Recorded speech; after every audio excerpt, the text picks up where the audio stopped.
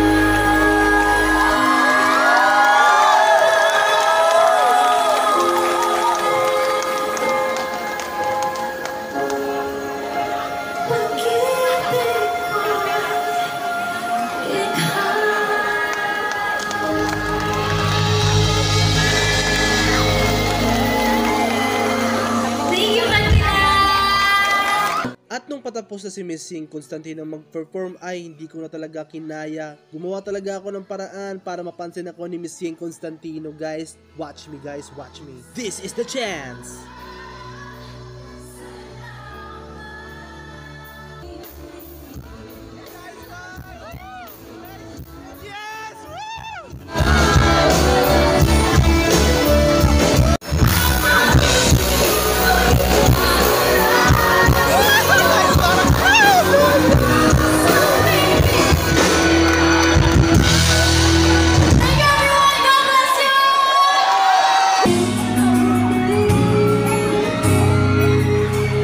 Let's go!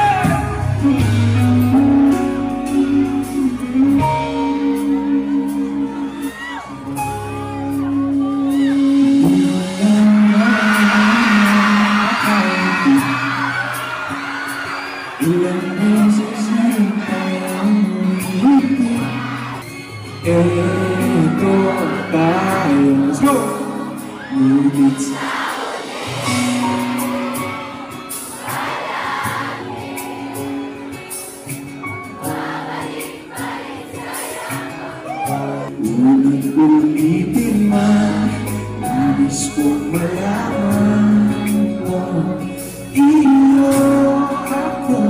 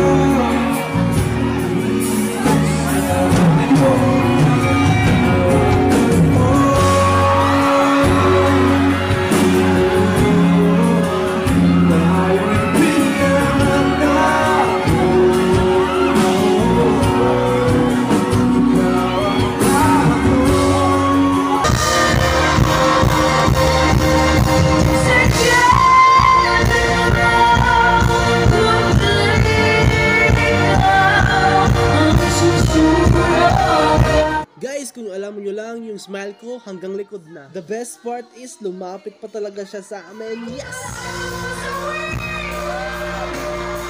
One of my goal is mapansin ako ni Andrea Manzano. So nag-wave ako sa kanya. And guess what guys? She way back. Yes, she way back.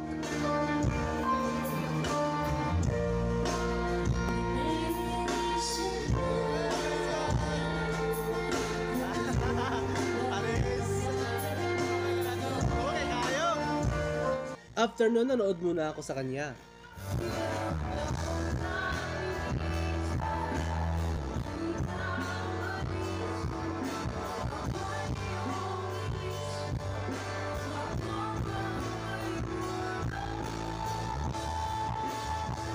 Pero guys, meron pang maswerte sa akin dahil nakapili siya sa audience na maduduwit niya sa stage. After niya makaduwit si Miss Andrea, ay binigyan din siya ng t-shirt from this band. Kinanta rin ni Miss Andrea ang isa sa mga paborito kong kanta ng this band ay ang Hindi Na Nga.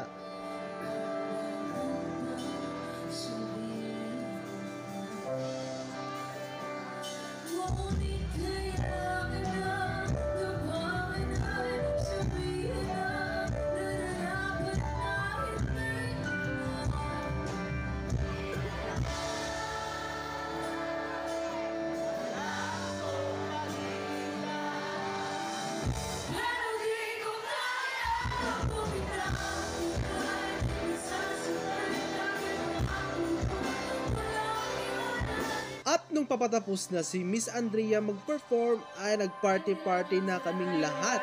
Nagbago na yung isip niya, kung nagbago na yung puso niya. Ang mahalaga Cantilanos ngayong gabi, masaya tayo!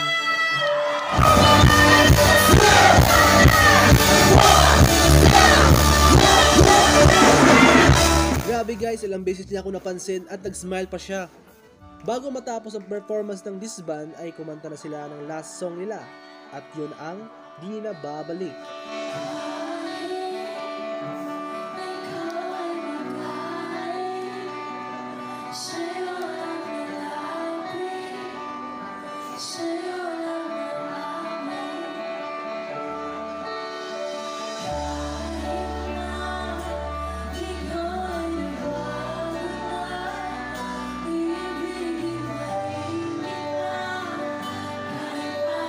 At dito nga napansin niya ulit ako, yes!